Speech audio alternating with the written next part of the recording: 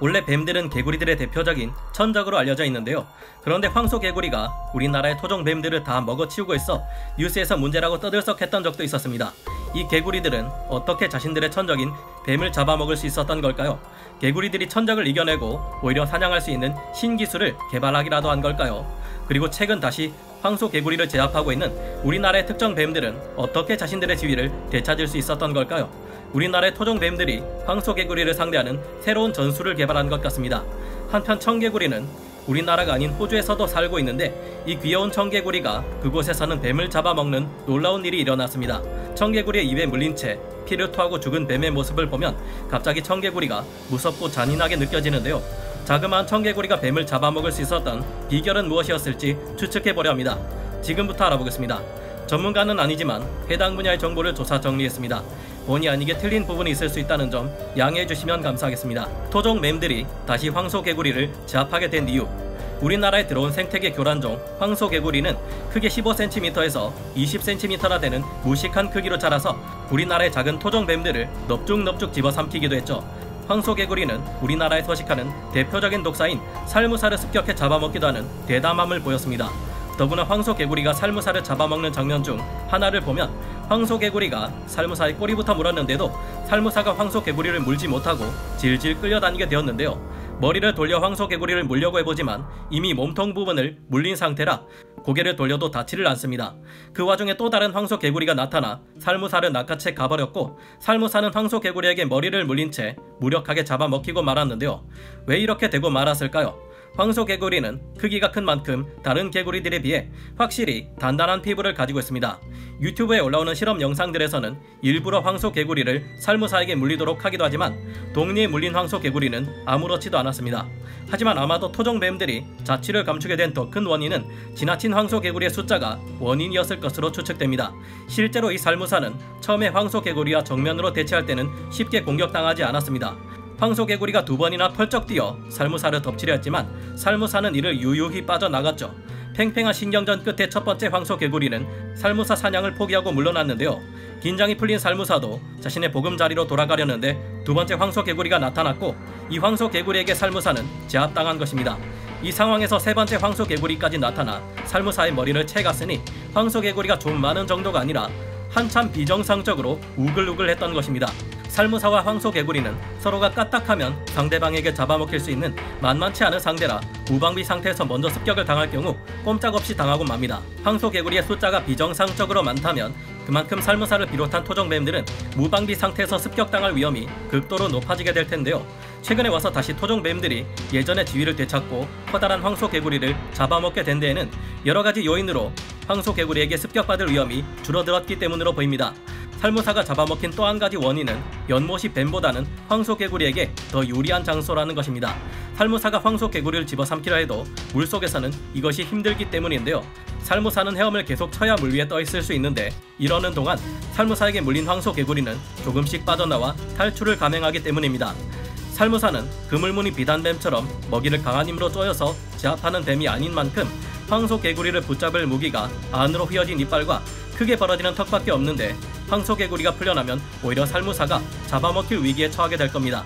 이 점을 알기 때문인지 요즘의 토종뱀들은 황소개구리를 잡아먹을 때 자신들이 유리한 육지 혹은 수초들이 많아서 헤엄을 치지 않아도 되는 곳에서 공격하는 경우가 많은데요.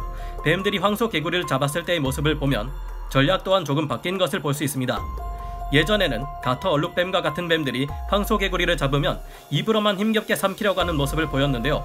하지만 황소개구리를 잡아먹는 데 성공한 뱀들의 모습을 보면 마치 비단뱀이나 아나콘다들이 하는 것처럼 긴 몸을 이용해 황소개구리를 칭칭 감고 있는 것을 볼 수 있습니다.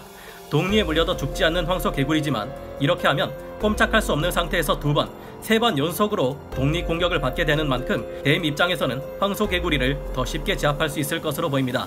이것 말고도 이전에는 황소개구리에게 익숙하지 않아 일단 피하고 봤던 뱀들이 한번 황소개구리의 맛을 본 뒤 태도가 확 변했기 때문이라는 의견도 있습니다. 포식자들은 대충 먹을 수 있으면 사냥해서 잡아먹으려 할 것 같지만 익숙하지 않다면 처음부터 그렇지만은 않은데요. 바다의 솔베 간팽은 한때 대서양을 잠식할 정도로 퍼져나갔는데 그 이유가 바로 최상위 포식자들인 대서양의 상어들이 솔베 간팽을 먹이로 인식하지 않았기 때문이라고 합니다. 이 때문에 미국과 같은 국가들에서는 상어를 훈련시켜 솔베 간팽의 개체수를 조절하고 있다는데 다음 기회에 좀 더 자세히 다뤄볼까 합니다. 우리나라에서는 꽃뱀이라고도 불리며 몸 길이가 0.5m에서 1.2m에 이르는 유혈모기, 몸 길이가 70cm에서 120cm에 달하는 능구렁이 같은 큰 뱀들이 황소개구리들을 잡아먹고 있습니다. 작은 청개구리가 뱀을 잡아먹을 수 있었던 이유. 호주의 퀸즐랜드주 남동부 진피, 해질 무렵 오후 6시쯤 한 가정집 근처에서 한 마리의 작은 새끼 킬백 뱀이 기어나와 먹이를 사냥할 준비를 합니다. 혀를 날름거리던 뱀은 주위의 냄새를 통해 잡아먹을 곤충들의 신호를 감지하고 미끄러운 몸을 유연하게 움직이며 나아가고 있는데요. 뱀이 요하네스 솔라모시와 하이디 부부가 사는 집의 테라스를 기어갈 때쯤 갑자기 눈앞에 초록색의 불청객이 펄쩍 뛰며 나타납니다. 뱀은 자신이 잡아먹기에는 너무 큰 이 개구리를 무시하고 지나쳐 가려는데 갑자기 개구리는 다시 한번 펄쩍 뛰어 다가오더니 뱀의 머리를 향해 귀싸대기를 냅다 후려 갈깁니다. 머리가 눌린 채 뱀은 펄떡펄떡 몸부림을 치지만 개구리는 여유롭게 입을 벌리더니 뱀을 꼬리 부분부터 꿀꺽꿀꺽 삼키기 시작합니다. 개구리에게 잡혔지만 아직 살아날 희망을 포기하지 않은 새끼 킬백 뱀은 몸부림을 멈추지 않고 살기 위한 발악을 이어가고 있는데요. 하지만 개구리는 다시 한번 뱀의 머리를 내리쳤고 바닥에 머리를 부딪힌 뱀은 피를 토하며 점점 힘이 빠져가고 있습니다. 이 장면을 두고 파충류학자인 개빈 베드퍼드 박사는 뱀과 개구리의 포식 특성에 관한 견해를 이와 같이 밝혔습니다. 우리가 익히 알고 있는 것과 달리 포식자들의 먹이는 특정 종에 제한되지 않는다. 즉, 크기가 중요하다고 설명했습니다. 오스트레일리아 청개구리의 새끼가 새끼 킬백 뱀보다 크다면 뱀과 개구리의 천적 관계 또한 뒤바뀔 수 있다는 것인데요. 킬백 뱀은 다 자라면 몸 길이가 75cm에 달하며 독을 가지고 있어 개구리들을 잡아먹는 대표적인 포식자입니다. 하지만 아직 크기가 작은 새끼 때는 어쩔 수 없는 것이죠. 개빈 베드퍼드 박사의 말처럼 생물의 크기 차이는 천적 관계를 뒤집을 수 있을 정도로 막강한 힘을 발휘하는데 거대한 백상아리는 물개들을 손쉽게 사냥해 잡아먹지만 크기가 작은 청세리 상어는 오히려 물개들에게 사냥당해 잡아먹히는 것 또한 비슷한 예로 들 수 있겠습니다. 이 개구리는 2cm에서 4cm 정도 되는 우리나라의 청개구리와 비슷하지만 다른 오스트레일리아 청개구리로 크기가 보통 10cm까지 자라는 큰 개구리입니다. 성격이 유순하고 인간을 두려워하지 않아서 인간들의 거주지 주위에서 불빛에 끌려온 벌레들을 잡아먹고는 하는데요. 우리나라의 청개구리보다 3배 가까이 큰 오스트레일리아 청개구리라면 뱀을 잡아먹을 수 있을 것 같기도 합니다만 해외에서 이 사례를 두고 논란이 일었던 만큼 일반적인 포식 사례는 아닌 것으로 보입니다. 이번에는 크기가 작은 뱀이었지만 오스트레일리아 청개구리가 자신보다 덩치가 더 큰 뱀을 잡아먹기 위해 뱀의 머리를 삼킨 적도 있으니까요. 이 개구리는 어떻게든 꾸역꾸역 들어가지도 않는 뱀을 끝까지 삼키려 노력하다가 끝내 삼키지 못하고 다시 뱉어버렸고 뱀은 도망쳐 달아났는데요. 아무리 새끼라고 해도 뱀은 뛰어난 반사신경을 가지고 있으며 독까지 가지고 있어 개구리도 물리면 위험할 수 있습니다. 반면 몸의 길이에 비해 머리가 작으며 머리를 선제 공격당할 경우 불리해진 싸움을 뒤집기 어렵다는 단점이 있는데요. 실전이라고 할 수 있는 오스트레일리아 청개구리 성체와 킬백뱀 새끼와의 목숨을 건 싸움에서는 경험과 노련함 또한 중요한 요소로 작용했을 것으로 보입니다. 이런 점을 감안해 봤을 때 멀리서 뛰어난 점프력을 통해 한순간에 급격하게 거리를 좁힐 수 있는 오스트레일리아 청개구리가 기습에 있어서 좀 더 유리할 듯한데 여러분은 어떻게 생각하시나요?